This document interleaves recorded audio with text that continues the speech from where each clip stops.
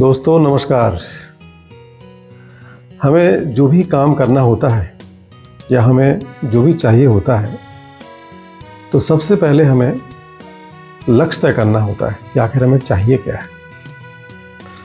और लक्ष्य तय करने के बाद हम प्लानिंग करते हैं, योजना बनाते हैं कि हम किस तरह उस लक्ष्य तक पहुंचेंगे।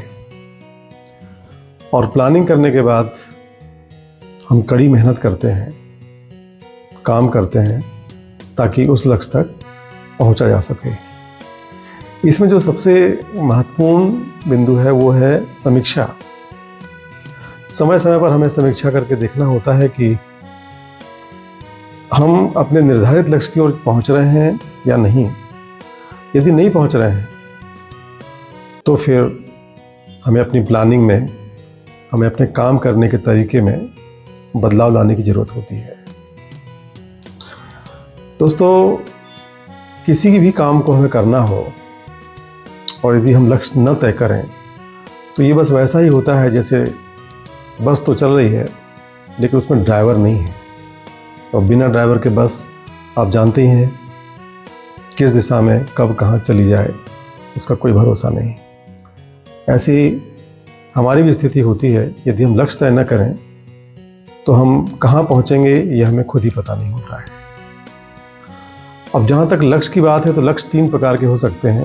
पहला, परिवार से संबंधित, दूसरा हमारे प्रोफेशन से संबंधित और तीसरा समाज से संबंधित। हम कल्पना करें कि आज से 10 सालों में, 15 सालों में, 20 सालों में हम कहाँ होंगे, किस स्थिति में होंगे। तो सबसे पहले परिवार।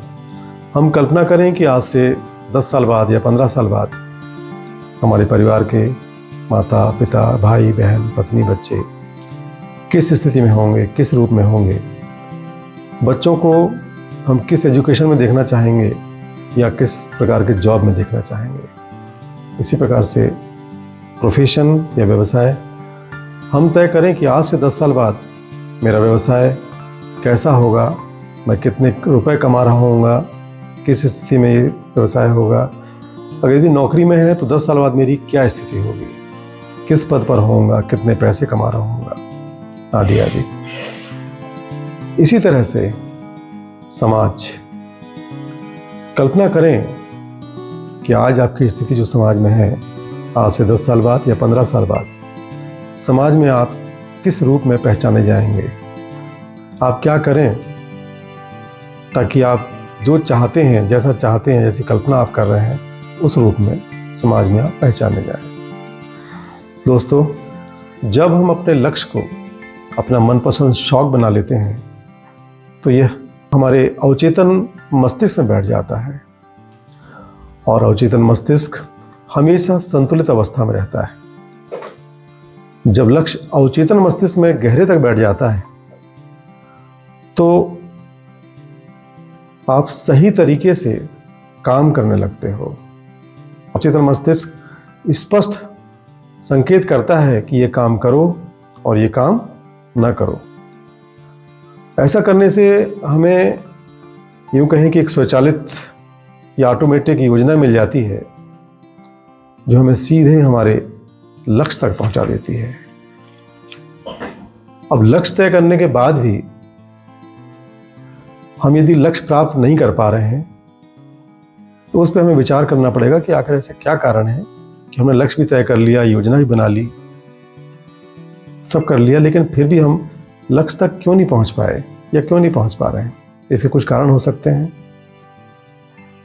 पहला तो जो मुझे समझ में आता है वह है गहरी इच्छा शक्ति की कमी, या जो हमने लक्ष्य बनाया है उसको प्राप्त करने की, उसको चाहने की कमी। दूसरा है विश्वास ना होना, किसी दूसरे पर नहीं, खुद पर विश्वास ना होना।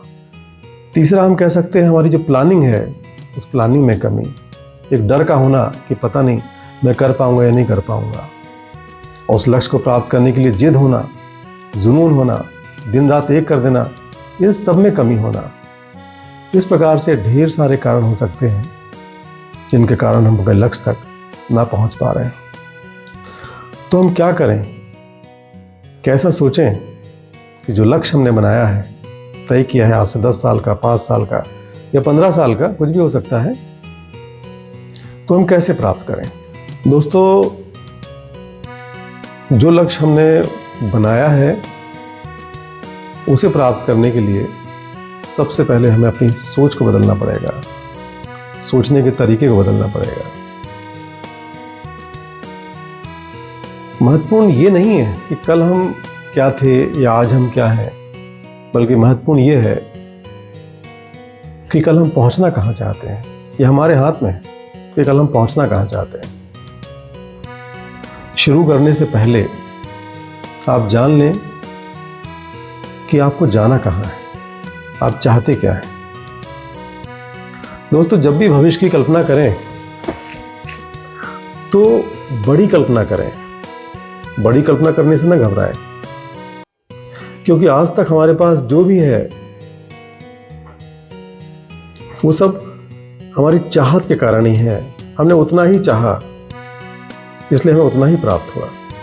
इसलिए कल्पना करने से ना घबराएं। अपने लक्ष्य को अपना मनपसंद शौक बनाएं। ये बहुत बड़ा पॉइंट है कि जो भी आपने तय किया है, यदि उसको आप अपना मनपसंद शौक बना लेते हैं तो उसको आपको काम करने में मज़ा भी आएगा। आप कभी नहीं थकेंगे, बल्कि आप में एक नई उत्साह, नई ऊर्जा, नई स्फूर्ति का संचार होगा। जॉन वानामेकर कहते हैं, कोई भी व्यक्ति जब तक किसी काम में अपने आप को पूरी तरह नहीं झोंक देता है, तब तक वो महान काम नहीं कर पाता। इसलिए आज मेरा आपसे यही आग्रह है कि यदि सच में आप कुछ प्राप्त करना चाहते हैं, कुछ भी, जो भी आप चाहें, चाहे वो नौकरी में हो, व्यवसाय में हो, रुपए हो, मकान हो, कुछ भी हो, कुछ भी आप प्राप्त करना चाहते हो, सबसे पहले उसे अपने मनपसंद शौक में बदलें और यही शौक आपको उस लक्ष्य तक ले जाएगा। बस आज इतना ही। स्वस्थ रहिए, खुश रहिए, आगे बढ़ते रहिए। बहुत बहुत धन्यवाद।